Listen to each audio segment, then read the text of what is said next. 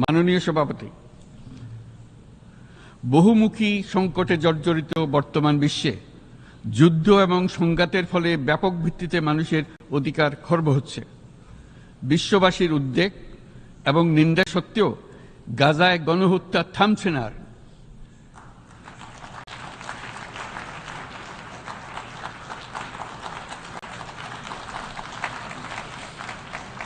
ফিলিস্তিনের মতো বিদ্যমান বাস্তবতা কেবল আরব কিংবা মুসলমানদের জন্যই উদ্বেগজনক নয়, বরং তা সমগ্র মানব জাতির জন্যই উদ্বেগের বিষয়।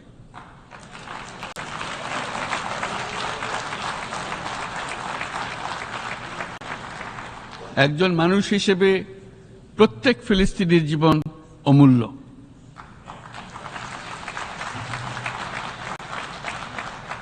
ফিলিস্তিনের জনগণের বিরুদ্ধে যে মানবতা বিরোধী অপরাধ হচ্ছে তার জন্য সংশ্লিষ্ট সকলকে দায়বদ্ধ করতে হবে।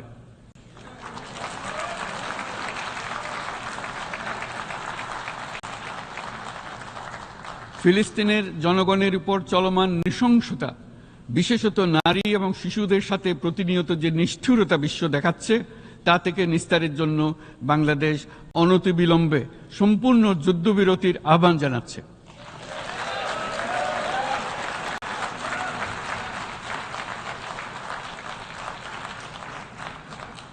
দ্বিরাষ্ট্রভিত্তিক সমাধানেই মধ্যপ্রাচ্যে টেকসই শান্তি আনতে পারবে। তাই জাতিসংঘ সহ আন্তর্জাতিক সম্প্রদায়ের সকলকে এর বাস্তবায়নের জন্য এখনই উদ্যোগ নিতে আহ্বান জানাচ্ছি।